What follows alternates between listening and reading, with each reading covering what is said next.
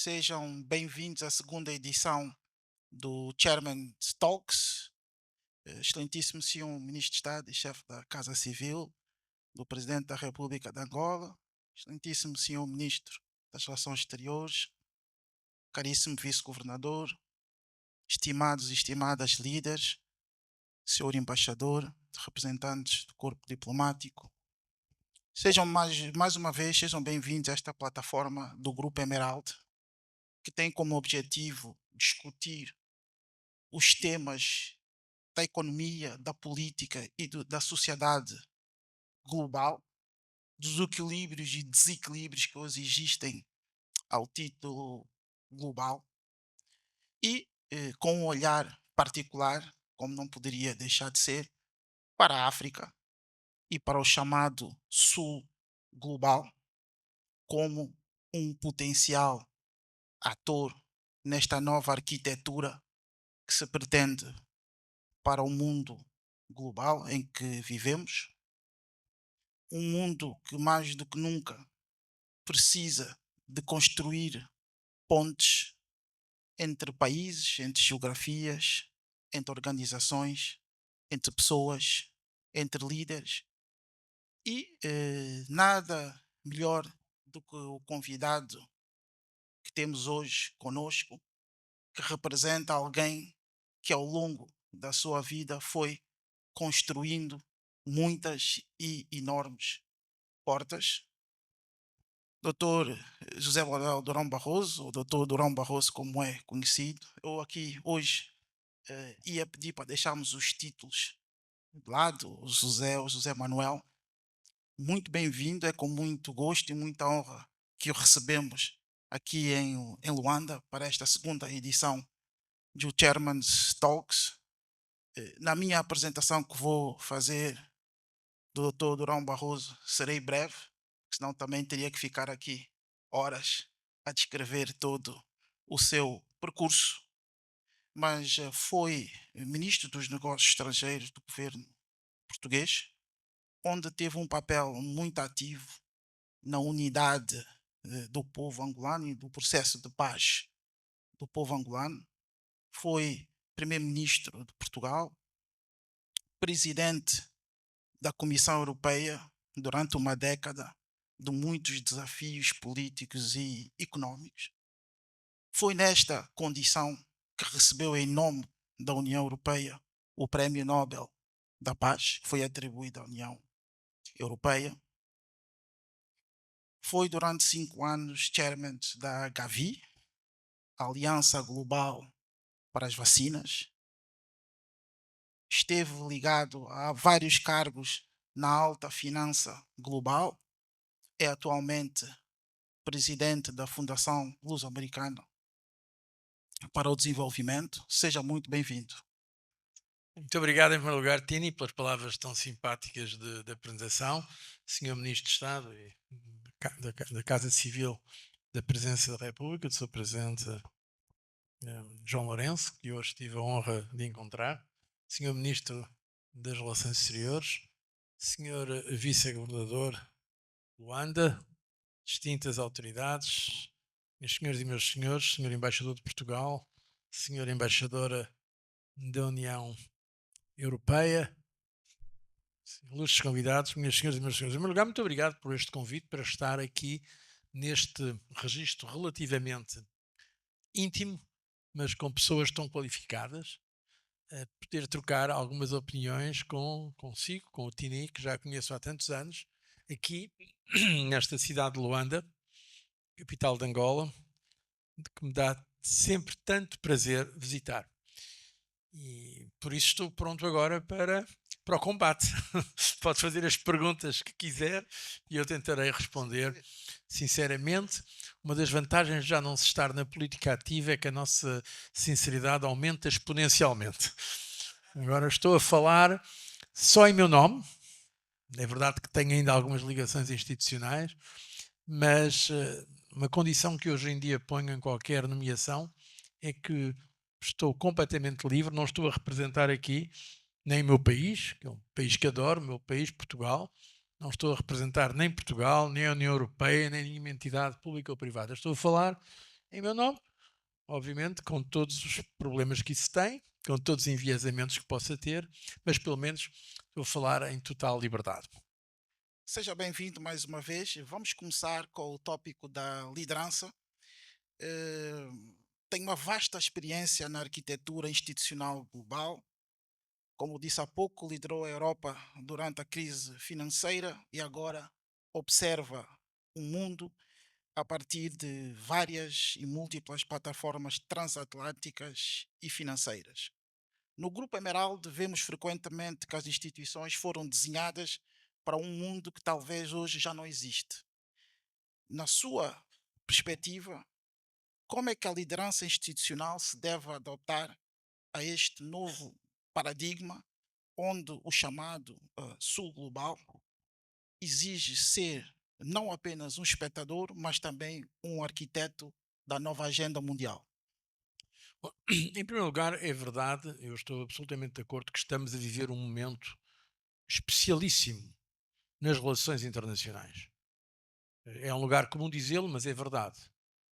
Temos um mundo muito polarizado, fragmentado, volátil, imprevisível, talvez até possamos dizer bastante perigoso, porque saímos de uma ordem antiga, e não sabemos ainda qual é que é a ordem que vai substituir esta ordem antiga. Estamos num momento de transição, não sabendo exatamente para onde.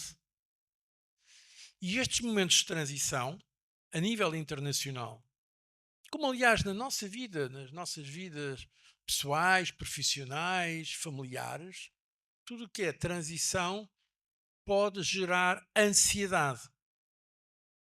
E é essa ansiedade que se nota hoje um pouco por todo o mundo, nomeadamente em torno dos conflitos, das guerras que temos na Europa, com a guerra na Ucrânia, no Médio Oriente e por aí fora.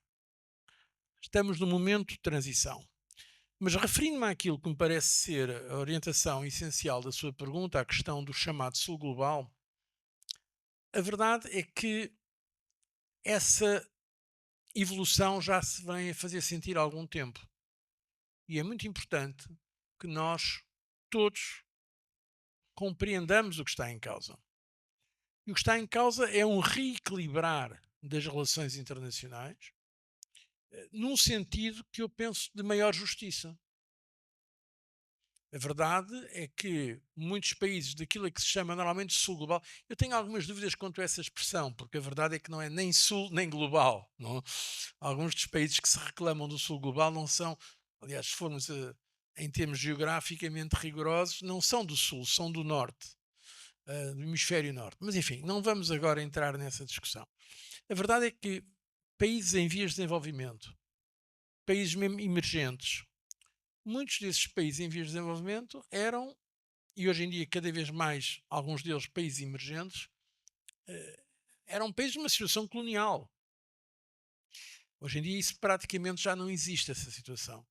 Portanto, é natural, e eu digo desejável, que haja um reequilibrar das relações internacionais num sentido de maior justiça, num sentido de dignidade.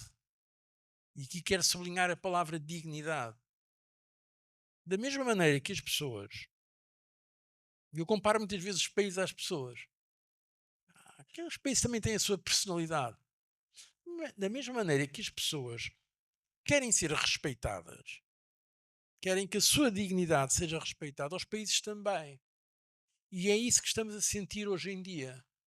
E eu acho que isso é desejável e é comendável, é algo positivo e que devemos trabalhar para encontrar esse novo equilíbrio da forma mais consensual possível, para evitar que isso seja uma fricção negativa. Hoje em dia o mundo é feito de fluxo, fluxo no sentido de movimento, movimento de pessoas, movimento de capitais, movimento de ideias. Eu acho que isso em geral é muito bom, mas também é feito de fricções que resistem a essa liberdade de circulação de ideias, de pessoas, de capitais, de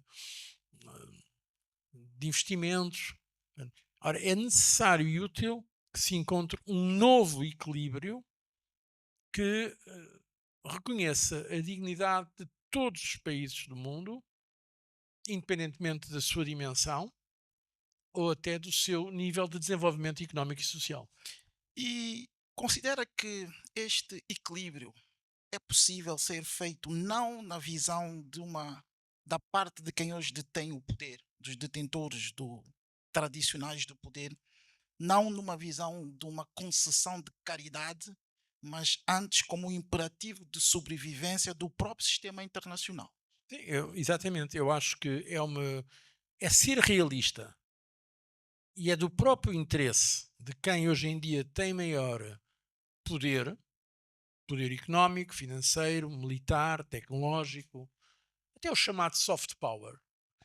É do interesse de quem detém maior poder, é do seu interesse estratégico e da sua inteligência saberem operar nesta transição. É por até por uma razão de pragmatismo. Porque o mundo está em evolução. E eu acho que deve ser vista esta evolução num sentido de maior solidariedade internacional, de cooperação internacional, como algo que devemos fomentar no interesse da comunidade internacional. E acho que as vozes mais autorizadas e os estrategas mais inteligentes no mundo mais desenvolvido já entenderam isto e já estão a trabalhar neste sentido. E isso é desejável. E espero que o mesmo aconteça também do chamado Sul Global. Do lado do chamado Norte Global, sem preconceito. Do Sul, sem ressentimento. O ressentimento é uma emoção legítima e compreensível, mas não é uma política. Uma política baseada no ressentimento, a meu ver, é muito má conselheira. Estimula o pior que há na natureza humana: a inveja, sentimentos negativos. O importante é termos todos, do chamado Norte ou do Sul Global, a inteligência estratégica, pensar que é no nosso interesse garantir uma estabilidade que sirva os interesses de uns e de outros, num sentido, obviamente, de maior justiça. Na sua atividade profissional, o Zé Manuel tem mantido uma grande mobilidade. Se eu posso aqui confidenciar, na última semana esteve em Taiwan, depois esteve em Japão, por outro lado, depois esteve em Estrasburgo, Londres, Lisboa. Fez-nos aqui o favor agora de vir partilhar as suas ideias connosco aqui em Luanda. Mas quando esteve na Ásia, por exemplo, esta mobilidade, este capital, o talento, estas ideias que durante décadas eram quase um exclusivo, digamos assim, das sociedades ocidentais, sente que existe este capital está cada vez mais orientado para sociedades do sul global, o chamado sul global, por exemplo, como Taiwan, China, Singapura, Hong Kong, não só o capital aqui financeiro, mas igualmente o capital humano, o talento e as ideias. Eu não sei se essas sociedades todas se consideram do sul global, mas é verdade que a Ásia está hoje em dia a crescer muito mais do que a Europa, por exemplo.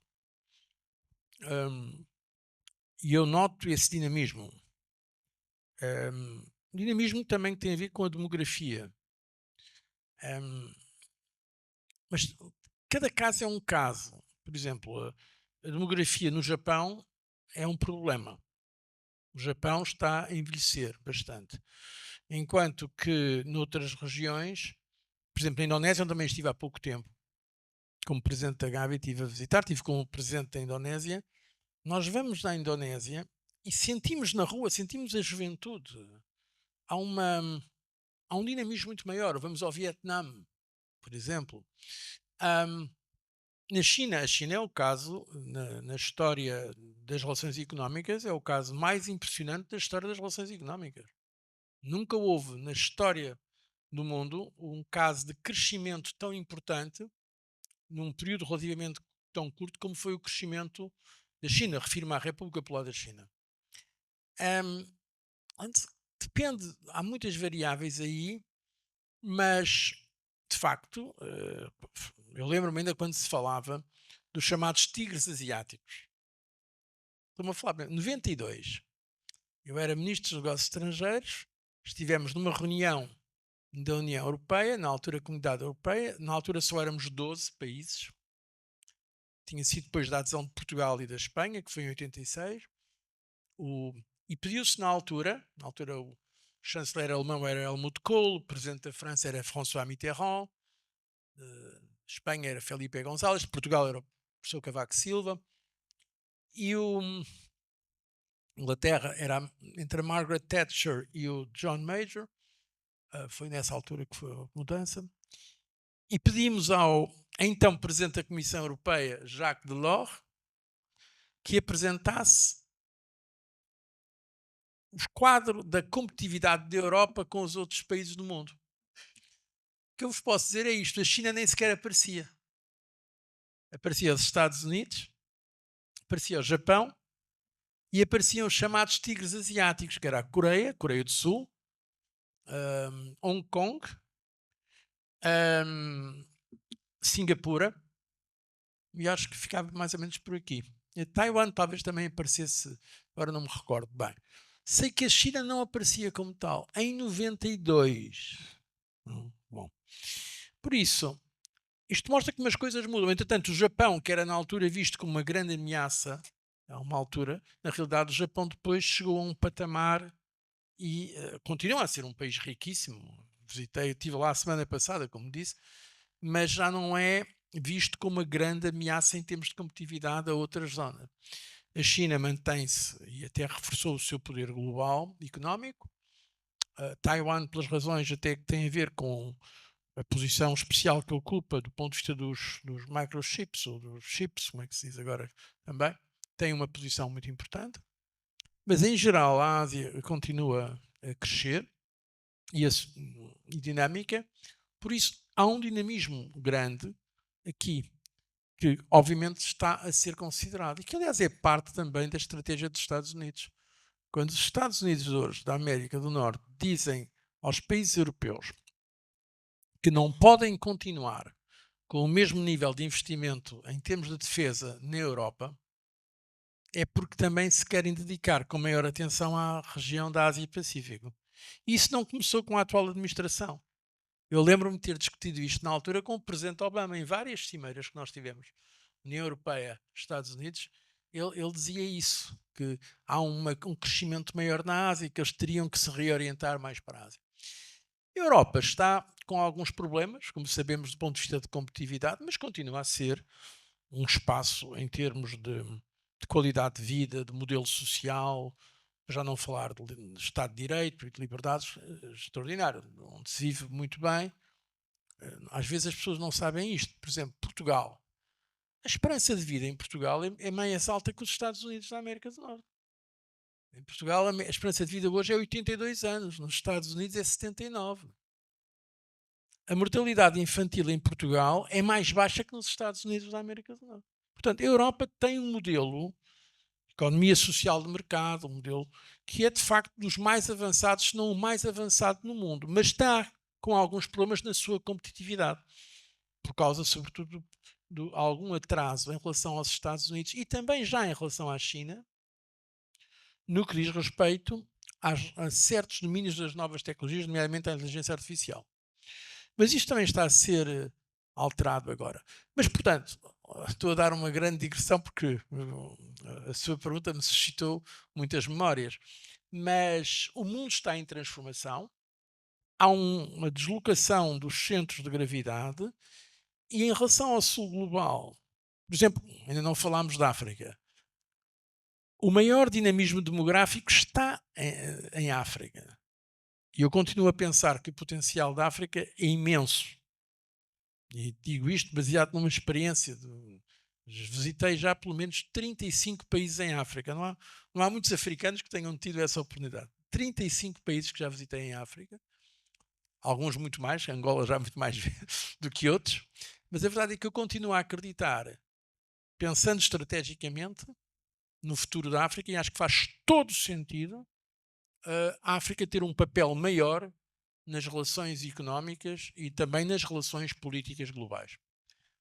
Muito obrigado. Vamos agora falar um pouco sobre África, sobre Angola, Portugal e a relação transatlântica.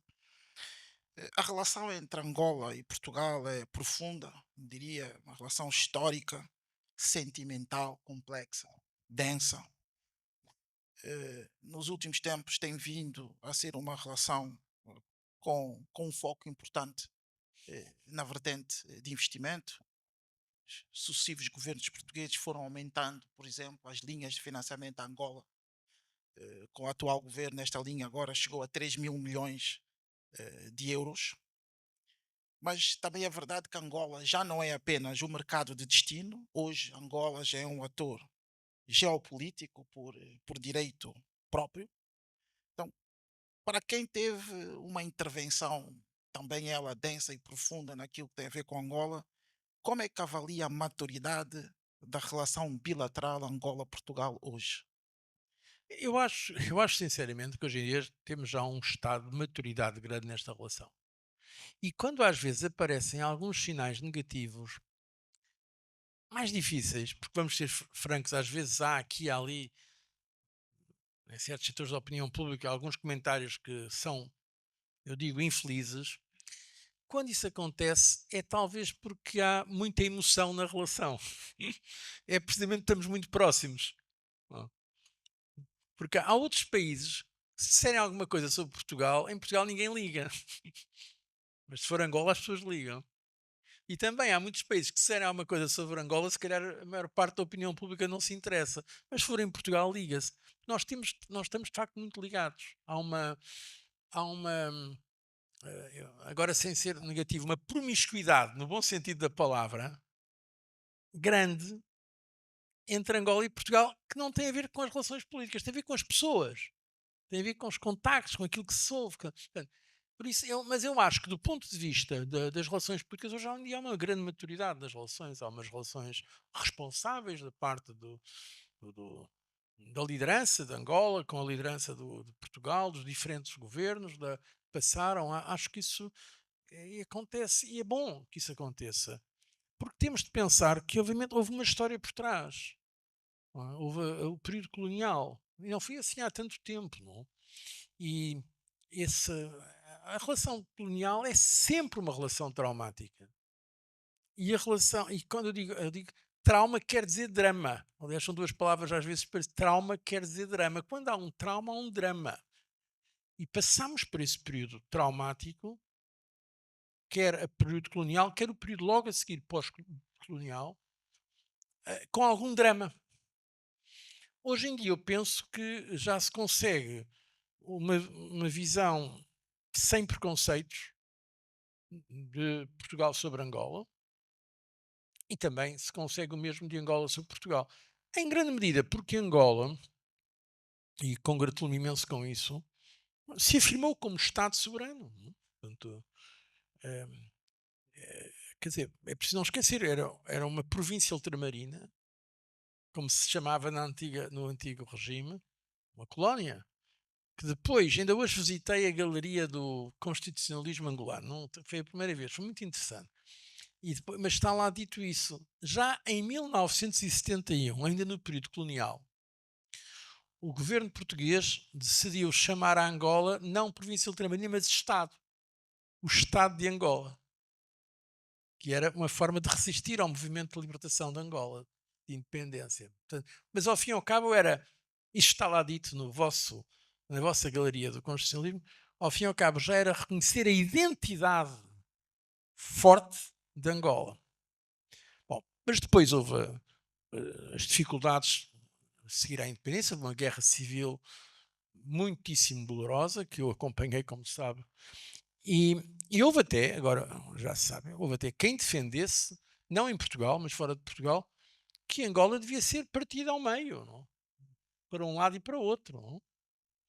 O que não é assim tão irrealista, porque nós tivemos o que se passou no Sudão e vemos que a situação do Sudão, não? Aí, honra seja dada a Portugal. Em primeiro lugar, aos angolanos, que não quiseram isso, obviamente.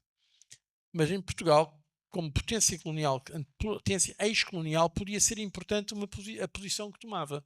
E Portugal sempre defendeu Angola, a sua unidade nacional, a sua soberania, desde a independência, a sua soberania, a sua afirmação. E Angola afirmou-se como um Estado, não só um Estado viável, mas um Estado com uma fortíssima identidade. Angola tem uma identidade muito forte. Quando nós vamos aos países à volta, eles dizem-nos isso. Eu ainda me lembro de falar nisso com o Mobutu,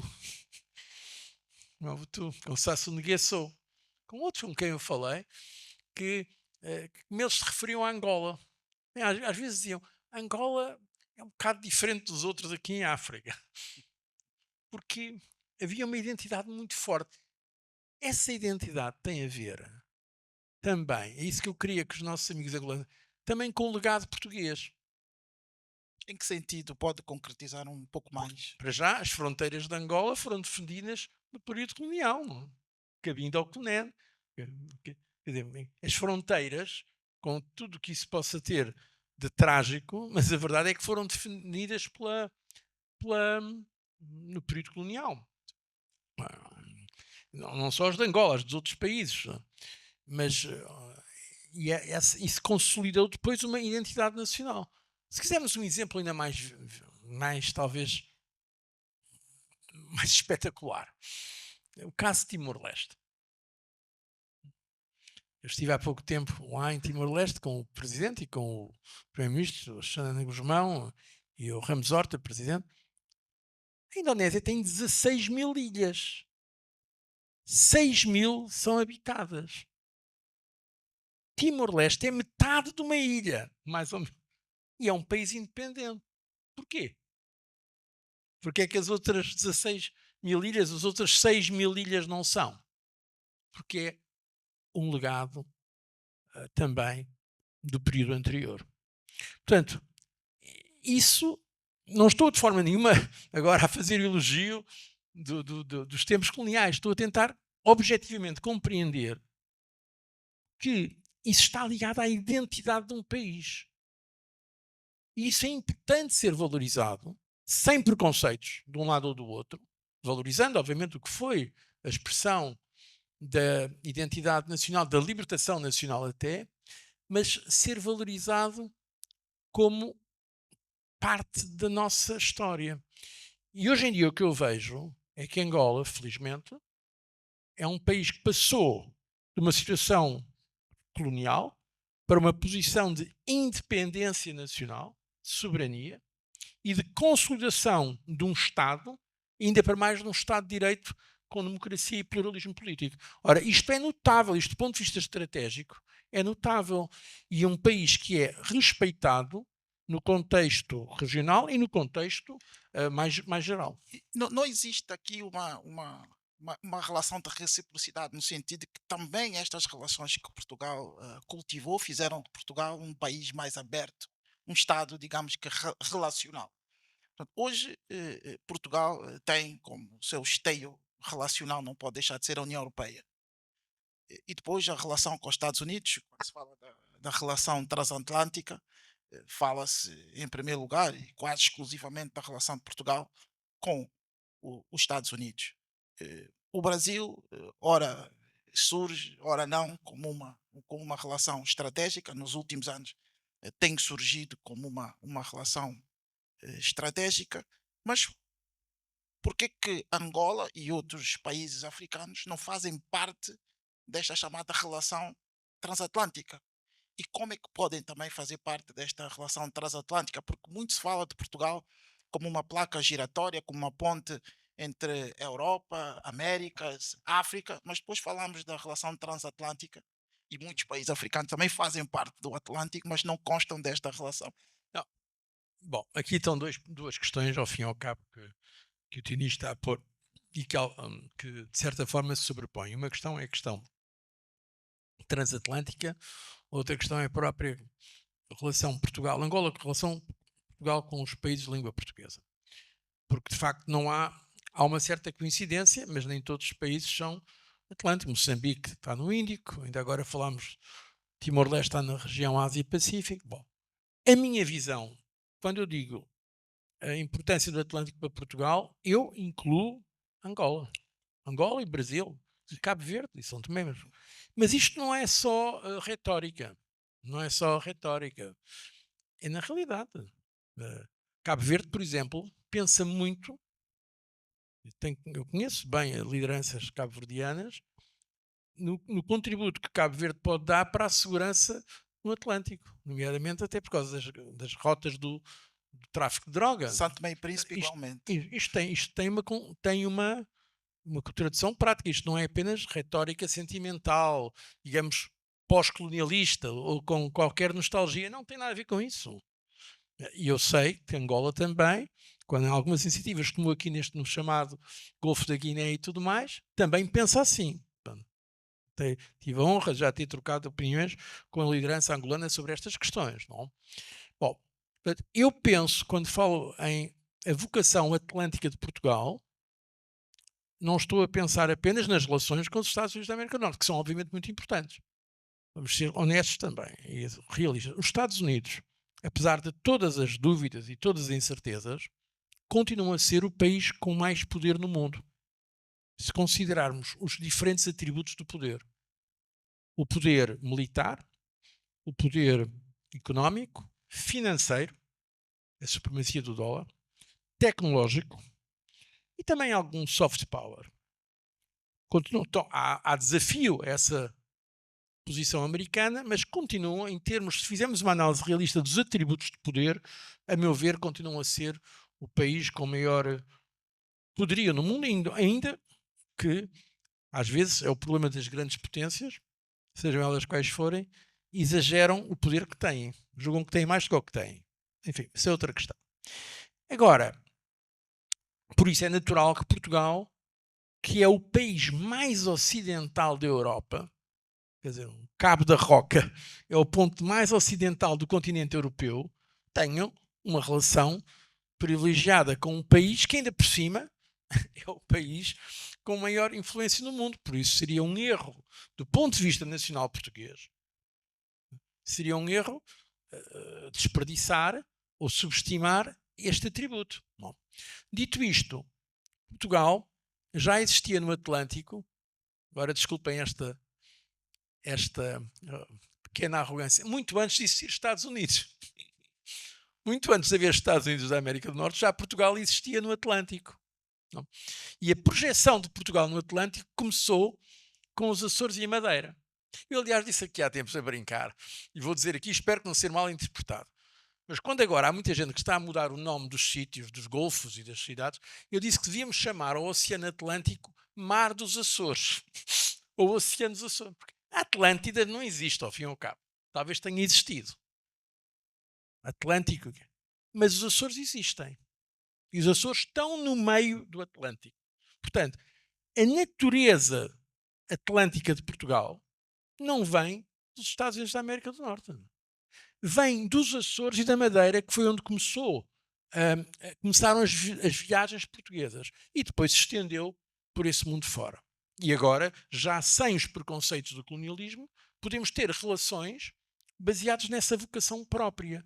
E aí a vocação própria atlântica de Portugal define também uma relação com o Brasil, que é o maior país de língua portuguesa, mas também com Angola, com os outros países africanos de língua portuguesa, incluindo os que estão no Atlântico, bom, como são Cabo Verde, Guiné-Bissau e São Tomé e Príncipe.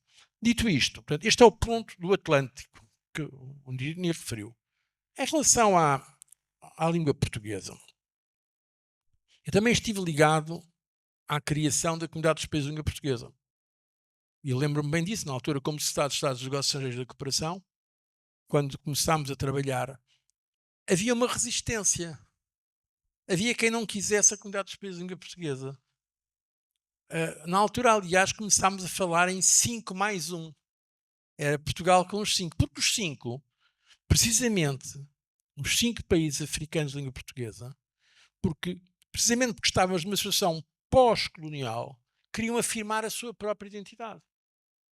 E eu lembro na altura, por exemplo, uma vez foi em Arusha, na Tanzânia, numa reunião do SADC, em que eu sugeri, na altura, aos 5, então porque é que não fazemos os 5 mais um? E uma das razões era para discutirmos precisamente como é que podíamos apoiar Timor-Leste. Timor-Leste ainda estava ocupado pela Indonésia. E foi-se fazendo as reuniões 5 mais um, e às tantas fomos nós que tomámos a iniciativa de dizer também aos brasileiros: vamos fazer uma comunidade de língua dos povos ou dos países. Aliás, fui eu que disse isso na altura, que não era povos, porque nem todos os povos falavam português, mas os países era a língua oficial. Países de língua portuguesa. Bom, e eu chamo muito essa cumplicidade, vem muito ao encontro das perguntas que estava a fazer. Neste mundo tão polarizado, tão fragmentado, em blocos ou em novos blocos, é extremamente enriquecedor. E acho é muito importante termos países que estão tão diferenciados do ponto de vista geográfico e que sentem entre si uma cumplicidade especial.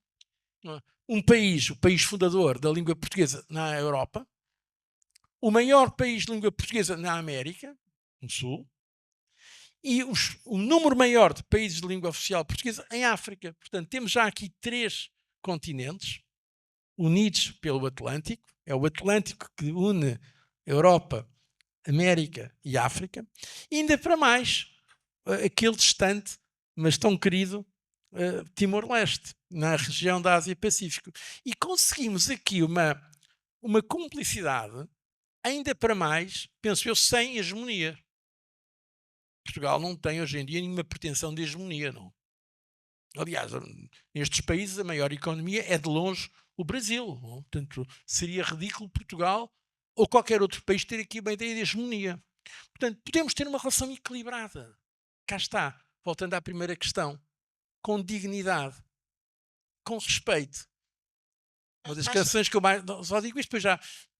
Uma das canções que eu mais gosto é uma canção que foi, aliás, cantada por 2 afro-americanos, Otis Redding e Aretha Franklin.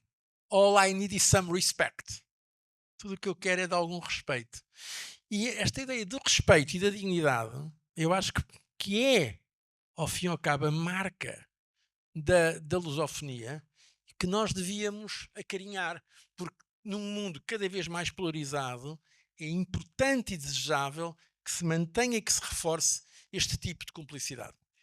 A minha pergunta era mesmo neste sentido. Falou das grandes potências, mencionou os Estados Unidos, mas podia mencionar a China, a Rússia, que tendem a ter um poder hegemónico, tendo em conta o poder atual que têm. Então, a minha pergunta era se a lusofonia não, se esta não é uma vantagem única da lusofonia, né? Não ter ambições hegemónicas, poder atuar como um interposto geopolítico, como um mediador neutro, como um facilitador de diálogos difíceis, sem a bagagem de ter uma ambição imperial. Como é que a lusofonia pode se posicionar para extrair este valor quase de unicidade? Eu acho que o Tini disse, também é da Faculdade de Direito de Lisboa, não? Da Que eu- Nova de Lisboa. é da Nova, bom, então mas as pessoas de Direito lá em Lisboa têm esta facilidade de encontrar muitos adjetivos. E disse com outros adjetivos tão bem ou melhor do que o que eu estava a pensar exatamente, é isso mesmo. Só havia aí um que eu não usava, que é neutro. A ideia de neutro, eu acho, não gosto muito da ideia de neutro, acho que as pessoas devem tomar... É porque é uma palavra ambígua em português, pode dar uma noção de indiferente. Então, aqui o neutro foi no sentido de poder, nos diálogos difíceis, poder ser aqui uma base, como é a Sim, Suíça, de sim, diálogos, de receber as sim. várias partes para a concertação. Sim, Estratégia. nesse sentido, sim, de mediador, de equilibrador, sim, nesse sentido, sim. Mas a palavra neutro em português tem outras conotações que eu não gosto especialmente. Mas de resto, tudo o resto é isso mesmo, não é? É isso mesmo. A lusofonia não há nenhum sentido hegemónico, não há nenhum sentido de domínio ou dominação, nem em relação a outros, nem entre nós. Sim, não entre nós. Entre nós da lusofonia não há. há uma relação equilibrada, há tal, eu gosto muito da palavra cumplicidade. Há uma cumplicidade natural que não tem a ver só com os governos ou com os governantes, tem a ver com os povos que, no fim e ao cabo, se conhecem e mantêm alguma ligação, até por questões de manifestações da chamada cultura popular, o futebol e outras que podem parecer secundárias, mas não são secundárias. Eu só vou contar uma história. Eu estava na Guiné-Bissau, por acaso, nesse dia, quando foi a final do Campeonato do Mundo de Futebol de Júniores e que era Portugal com a Nigéria. Não sei se se lembram. E era a primeira vez que um país africano ia a uma final de um campeonato do mundo. Pois Portugal ganhou e os guineenses vieram para a rua festejar. E eu perguntei aos meus amigos da Guiné, então, mas vocês vêm festejar, não seria mais natural festejarem a Nigéria? Eles na altura disseram, é que a Nigéria é um bocadinho arrogante. Bom, não sei. A verdade é esta, é que há uma vitória de Portugal no campeonato do mundo de futebol de júnior e na Guiné-Bissau as pessoas festejaram essa vitória. Apesar de todas as feridas, apesar de todo o passado colonial, há uma ligação. E eu acho isso, a mim comoveu-me, devo dizer, na altura isso comoveu-me. Assim como Portugal, se houver, quer dizer, Angola estiver num campeonato do mundo, agora este ano vamos ter Cabo Verde no campeonato do mundo, mas se Angola estiver numa grande competição mundial, naturalmente a maioria dos portugueses está com Angola. Eu acho que são dados intangíveis, não tem uma tradução financeira nem económica, mas são das emoções dos povos. Portanto, eu acho que isso é muito bom e deve ser valorizado, esse equilíbrio que nós podemos ter na lusofonia e também até em relação a outros esquemas, porque hoje em dia, como há bocadinho dizíamos, infelizmente a ordem multilateral está bloqueada. O Conselho de Segurança está bloqueado, não? Porque aqueles que têm poder de veto vetam-se uns aos outros. Não? Apesar de eu acho que não devemos continuar não devemos desistir das Nações Unidas. Não há nada que substitua as Nações Unidas, portanto, enquanto não tivermos nada melhor, vamos trabalhar. Mas a verdade é que está bloqueado. Ora, neste sentido, se queremos manter relações de cooperação internacional, de multilateralismo, pode ser que esta geometria variável que é a lusofonia, Europa, África, Américas e até Ásia-Pacífico, possam dar um contributo para uma certa cumplicidade no mundo e um mundo sem arrogância. Eu costumo dizer, a arrogância é sempre uma forma de estupidez. E eu, quando vejo poderes muito arrogantes, penso que eles não estão a ser muito inteligentes. Porque no curto prazo pode dar resultado. Mas a arrogância do mais forte gera ressentimento. E o ressentimento é uma ferida muito profunda que vai, mais tarde ou mais cedo, procurar reparar essa situação. É por isso que nós, na lusofonia, temos talvez melhores condições que outros para estabelecermos, darmos um contributo a um mundo sem arrogâncias e mais equilibrado e com maior respeito. Gostaria agora de falar um pouco sobre o capital e aproveitar a sua experiência enquanto advisor, mas também a sua experiência enquanto líder de organizações de desenvolvimento estrutural e de desenvolvimento global, como a Gavi. E, portanto, falar de capital privado e capital de desenvolvimento, nomeadamente em África e Angola. E utilizando uma expressão que no Grupo Emerald nós gostamos, que é a atração de capital paciente, ou seja, aquele capital de médio e longo prazo que sabe esperar e que investe em estrutura. Estou aqui a falar de infraestrutura verde que permita aos países africanos e Angola transformar os seus recursos e não apenas exportar, capital para transição energética, capital para tecnologia. E a pergunta é a seguinte: o que é que os países africanos, os países emergentes, o que é que têm mais que fazer para alterar a percepção de risco que ainda permanece, o risco de investimento em economias emergentes? E o que é preciso também para as economias mais desenvolvidas, o que é preciso para eles desacreditarem, né, nas percepções antigas? É uma questão muito, muito interessante e muito difícil. Mas, como disse há bocado, como já não estou na política, vou ser muito sincero. Dos dois lados tem que haver um grande esforço. Dos países mais desenvolvidos tem que acabar o preconceito. Há um preconceito. Há um preconceito. Tem a ver também com aquilo que eu dizia há bocadinho da arrogância. Há um preconceito. Há fatores de inércia.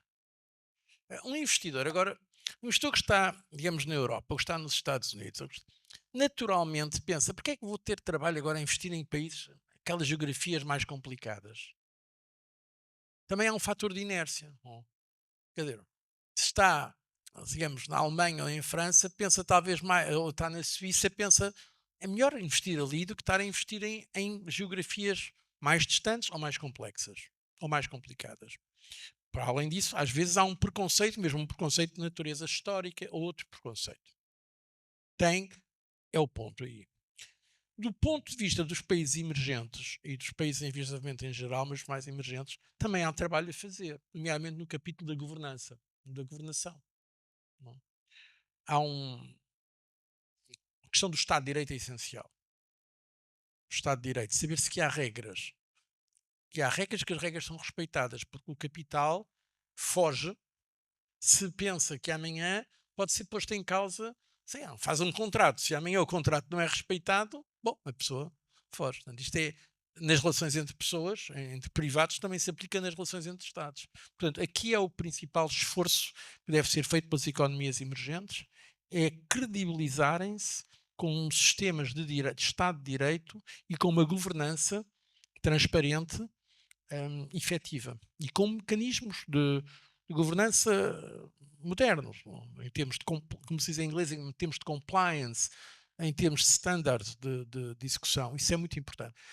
Em ambos os lados é necessário haver mais fortes lideranças e aí a educação é chave. Eu volto sempre, a minha paixão é a educação. Minha mãe era professora de liceu, eu próprio ainda sou professor, ainda dou aulas e eu costumo dizer, há muitos políticos que dizem que gostam da educação. No meu caso é verdade. Ainda continuo a dar aulas já com esta idade. A investir na educação, para termos lideranças mais qualificadas. E o que eu vejo é que às vezes nas próprias lideranças dos países mais desenvolvidos, eu conheço alguns, até pelas funções que exerci e que exerço ainda, por exemplo, há uma grande ignorância sobre a África. Há preconceitos, há visões estereotipadas. Aquilo que estava o Tini a sugerir, o capital paciente, eu concordo com isso. É necessário que haja a inteligência estratégica do ponto de vista de alguns dos grandes investidores internacionais, estou a pensar na Europa, nos Estados Unidos e noutros pontos, para investir sem ser por oportunismo local. Pensar aqui há uma oportunidade e tal, fazer, às vezes com pescadores de águas turvas, passa a expressão, não? Que é um certo tipo de negócios que, a meu ver, não são do interesse dos países de onde eles se fazem. Portanto, tem que haver esta visão estratégica. E isso exige cultura. Cultura no sentido de uma visão mais ampla, por parte das lideranças também, quer as lideranças políticas, quer as lideranças empresariais e as lideranças económicas. Que às vezes, como disse, por uma questão de inércia, ou até por não dizer de preguiça, mas agora vou perder tempo com a África. Há aqui coisas que não entendem ou não percebem. E do ponto de vista dos países emergentes, mostrar de facto também as oportunidades, mas também ver com algum sentido de autocrítica o que é que podem fazer para dar garantias ao investidor de que não sai defraudado e que aquela experiência não é uma experiência negativa. Portanto, há um trabalho aqui a fazer muito, mas acho que estamos melhor hoje do que estávamos há alguns anos atrás. E em grande parte acho que isso está a dever para a gente mais nova em África. Acho que começa a aparecer uma nova geração de líderes que que já têm um conhecimento melhor do mundo, incluindo o mundo empresarial, que é um mundo difícil, o mundo financeiro, que é um mundo muito específico, e que isto exige estudo, exige trabalho, não é só generalidades. Portanto, e quando essa massa crítica vai se alargando e vai permitindo casos de sucesso que depois vão ter, penso eu, um efeito de generalização. Já vamos falar de educação. Gostaria de fazer uma questão ainda sobre a liderança. E é uma questão que começa com uma história pessoal. Desde esse dia que foi 2005, nunca mais falámos sobre isto, mas eu conto a história e depois faço a questão. Eu estava em Londres, na Inglaterra, na London School of Economics, a fazer o doutoramento e fui convidado para ser visiting scholar em Harvard. Na altura não tinha meios, porque eu estava com a bolsa da Gulbenkian em Londres. Liguei ao meu pai, naturalmente, a perguntar ao meu pai o que é que tu achas. E ele disse: Bom, tu tens que ir, nem que eu venda a casa. Mas depois eu liguei ao Dr. Durão Barroso, que era presidente da Comissão Europeia na altura, e coloquei o tema. Eu fui convidado para ser visiting scholar em Harvard. Estou aqui a pensar como é que eu faço para ter um apoio financeiro e gostaria de saber se me podia ajudar. O Zé Manuel disse: Bom, eu ligo-te. Eu ligo daqui a uns dias. Ligo-te. Ligou-me no mesmo dia. Não sei se lembra da história, mas foi no mesmo dia que me ligou e disse: Olha, falei com o Dr. Rui Machete da FLAD. Agora falo com ele. Se você tiver mérito, eles podem dar, mas o meu trabalho está feito. E esta história marcou-me muito naquilo que eu chamo hoje que é a liderança efetiva. Porque muitas vezes, não é verdade, eu até tenho um nome em função desta história, eu tenho um nome, é liderança efetiva, liderança in motion, porque muitas vezes o líder é confrontado com várias questões, com várias dúvidas, com vários pedidos, mas não age na altura. Naquela altura, para mim, o normal seria, bom, eu quando me encontrar com o doutor Rui Machete, coloco o tema. Tem outras coisas da comissão, do mundo, e um dia, se lembrasse, eu já estaria agradecido, mas não, a sua ação foi imediata. Ligou-me umas horas depois e disse: Bom, agora faça o trabalho, a FLAD está aberta, mas terá que provar que tem um mérito para merecer o apoio. Então, gostaria que comentasse se acha que o seu percurso e esta liderança efetiva, se também foi um guião para o seu percurso, para a tomada de decisões. Estamos aqui perante líderes, então eu também não quis deixar de partilhar esta história. Eu já não lembrava de alguns aspectos dessa história. E depois a bolsa foi. Foi. Eu fui para Harvard com bolsa da FLAD. Ah, A FLAD deu-me tá. um. Isto não foi combinado. Não foi. Não. Mas é que eu agora sou presidente da FLAD. Há pouco tempo foi o primeiro-ministro que me pediu em Portugal, que me propôs. E uma das razões foi esta, é porque eu tinha uma dívida também para com a FLAD, com o Dr. Rui Machete, que eu fui para. A primeira vez que eu fui para professor, visitante em Georgetown, depois de ter sido ministro dos Estrangeiros, mas pago pelo Georgetown. Mas era uma coisa que não dava para levar a minha família, a minha mulher, os meus filhos. Um dos meus filhos está aí. E graças à FLAD, o Dr. Rui Machete, eles deram-me um complemento e criámos. Então, eu fui professor visitante na Universidade de Georgetown, em Washington, durante 2 anos, durante 4 semestres. É muito interessante. E por isso tinha esta dívida para com a FLAD. E, portanto, agora estamos aqui quase a fazer um commercial. Mas é bom saber isto, porque isto pode interessar outros angolanos. Porque a FLAD, se houver gente competente que tenha ligação a Portugal e queira eventualmente estudar nos Estados Unidos, ou vice-versa, pessoas, há bolsas. A FLAD, ainda agora comemorámos 41 anos, foi na semana passada, 41 anos, e já teve mais de 8.000 bolseiros, entre os quais o Tini, visto que não se tem saído mal na vida. E a verdade é esta, é que é importante isto, não é? Termos abrir perspectivas, não é? Não, e eu ainda bem que não, eu fiz isso ao Tini, também conhecia já o seu pai. Aí o que é extraordinário é o seu pai. O seu pai ter dito nem que se tenha que vender a casa, mas tens que ir para lá, tens de estudar. Isso é que é extraordinário. Quer dizer, a família que está pronta a fazer um sacrifício para pôr a educação dos filhos. Isto é que é extraordinário. Porque a mim não me custou nada. Eu fiz um telefonema ao Dr. Rui Machado, que eu conhecia já há uns anos, e portanto fiz com muito gosto, ainda bem que deu esse resultado todo. Eu não me lembrava que tinha sido no próprio dia. Foi, Mas, foi no mas próprio dia. Eu depois, passado umas semanas, viajei. Eu estava em Londres, mas viajei para Lisboa. E lembro-me, como se fosse hoje, viajei para Lisboa. Na altura não havia o device, o acesso à internet, como nós temos hoje, estamos a falar de 2005. Fui a Moreiras e no segundo piso, logo ao lado da Bertrand, havia uma casa da juventude, onde havia acesso de 15 minutos à internet. A pessoa só tinha 15 minutos. E eu, bom, fui à internet para ver os meus e-mails académicos e recebi o e-mail, passado umas semanas, da FLAD, que me atribuía esta bolsa e foi aí que eu fui para os Estados Unidos.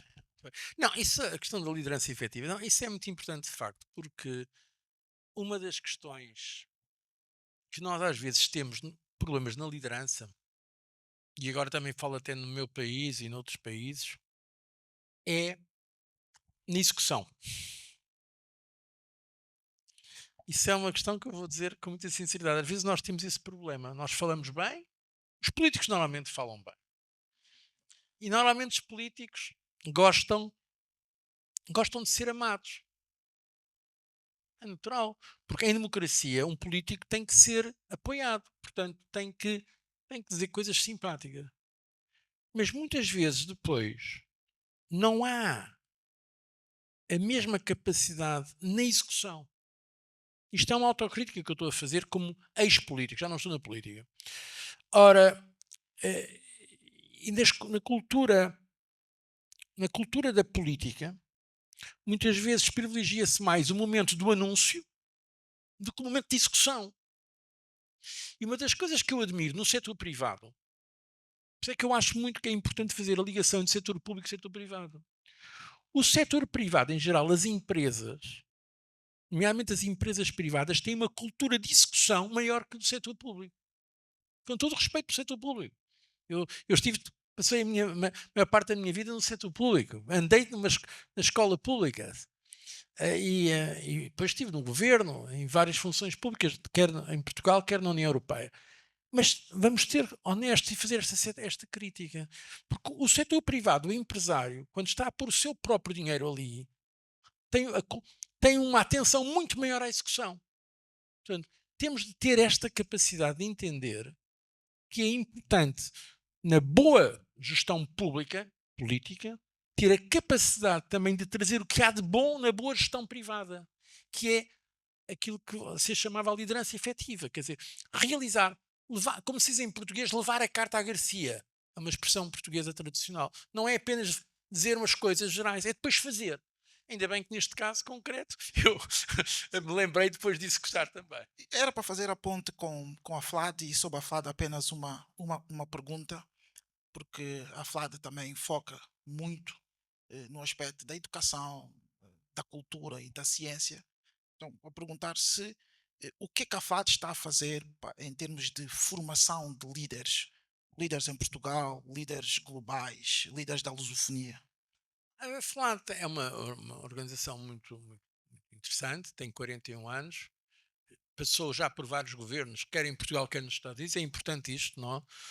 A FLAD não é uma fundação de direito privado português, criada por um acordo Portugal-Estados Unidos, mas é uma fundação independente, não está ao serviço deste ou daquele governo, isto é importante dizer, mas que depois tem tido, ao longo dos anos, como disse o Tini, a ação no domínio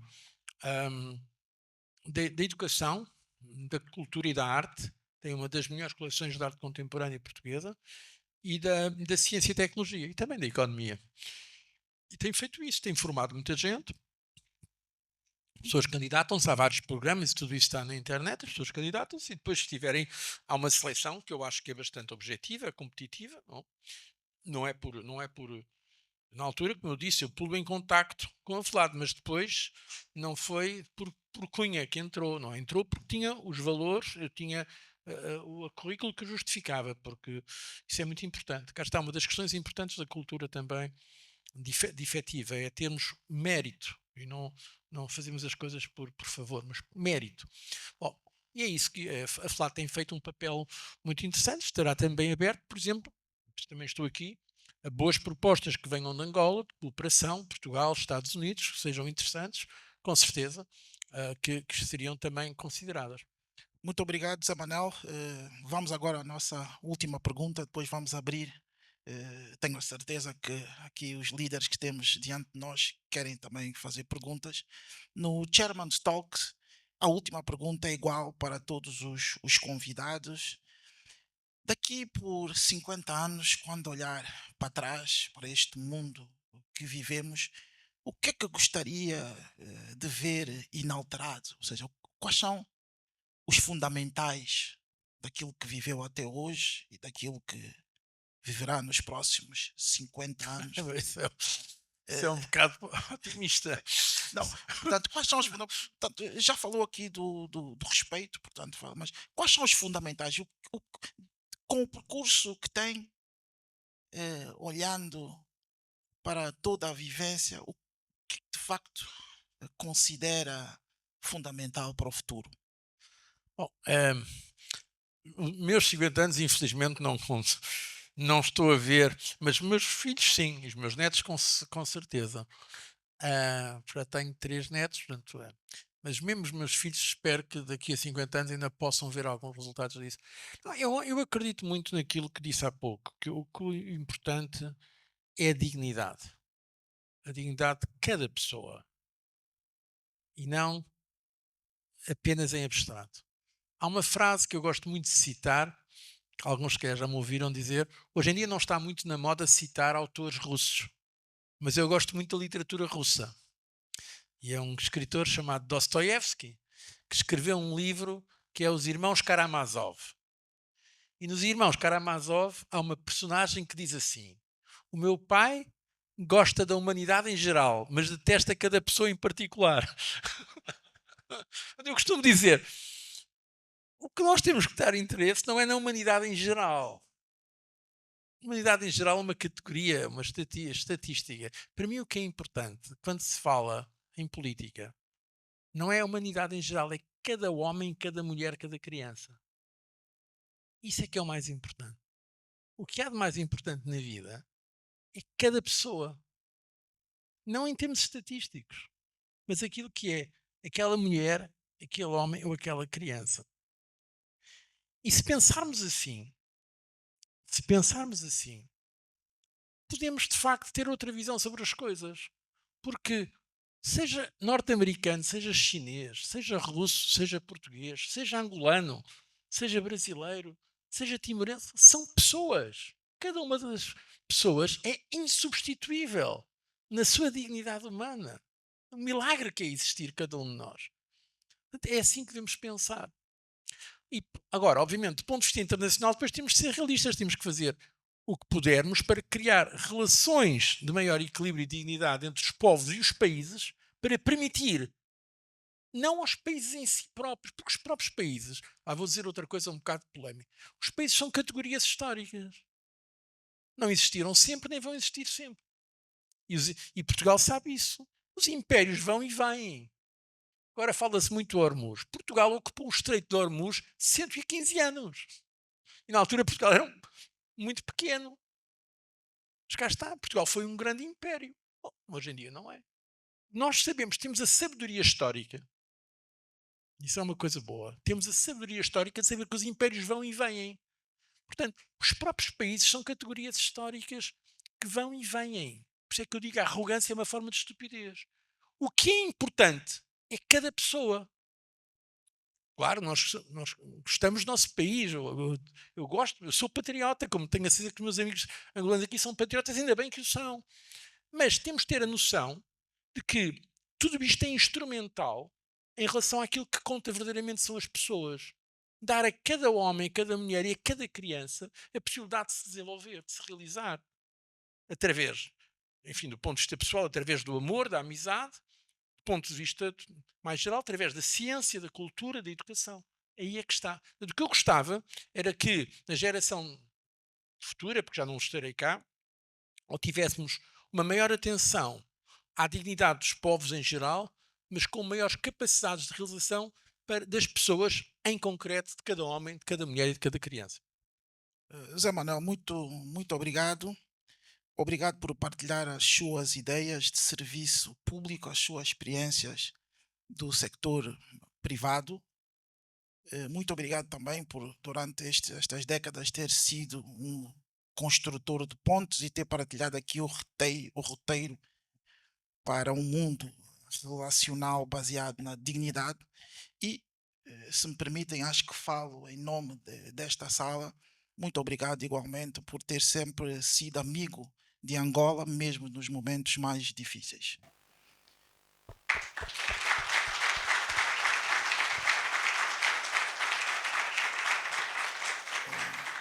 Portanto, vamos agora abrir o diálogo. Peço para quem quiser fazer perguntas que se identifique e faça as perguntas o mais direto e conciso possível para que possamos ouvir várias pessoas. Boa noite. Obrigada, foi um prazer ouvi-lo e muito gosto. Niall Cohen. Eu gostaria de fazer-lhe uma pergunta um bocado provocatória, mas aproveitando a sua vasta experiência na política. Não acha que hoje a forma de fazer política e na forma de comunicar é menos politicamente correta, mas muito mais direta e muito mais aberta do que era há alguns anos atrás? Porque eu recordo-me, sobretudo, de muitas personalidades importantes, sobretudo no discurso que faziam e que fazem relativamente à parceria e à colaboração com a África. É sempre muito correta, mas depois, na prática, as coisas não correm assim. Hoje há um discurso muito menos politicamente correto, muito mais direto, e eu penso que desta maneira os países também se podem preparar melhor. Concorda que é assim? Concordo. Muito rapidamente, acho que concordo. Acho que isso mudou, o sistema de comunicação mudou. Nem tudo o que é na comunicação atual é melhor do que no passado. Há também hoje em dia uma linguagem mais vulgar, uma linguagem, como eu direi, mais agressiva. As redes sociais facilitam isso, não é? Nem tudo é para melhor. Mas há coisas em que é para melhor, porque é mais direto, como disse. E eu acho que isso é bom, quer dizer, porque para já poupa tempo, não é preciso estar com grandes voltas para chegar, e por outro lado é mais sincero, é mais autêntico. Portanto, a comunicação mudou muito ultimamente, mudou a gramática da comunicação, a gramática da política, eu digo que a gramática da política, entendendo por gramática o conjunto de regras e princípios que geram um número tendencialmente infinito de proposições, portanto, mas há uma gramática. Na política há uma gramática, como há uma gramática em qualquer atividade. Essa gramática mudou muito. E hoje em dia isso possibilitou um caráter mais direto na comunicação, que eu acho que é positivo. Quem quer fazer a próxima pergunta? Quem quer fazer a próxima pergunta? Então, Cláudio, depois aqui o nosso amigo Firme. Chamo-me Cláudio Godinho Cardoso, licenciado em Relações Internacionais. Com a sua vasta experiência internacional, na sua visão, qual deve ser o papel estratégico de África e particularmente de Angola no novo equilíbrio geopolítico mundial? Muito obrigado. No seguimento, muito obrigado pela sua questão. No seguimento daquilo que há pouco já disse, acho que se deve afirmar descomplexadamente, sem ressentimentos, pelas razões que há pouco disse e que não vou repetir, mas com confiança. A África tem grandes trunfos. Em primeiro lugar, uma demografia que é a mais dinâmica do mundo. Ou seja, a África continuando a crescer, é o continente que cresce mais e vai ser cada vez mais importante em termos de mercado.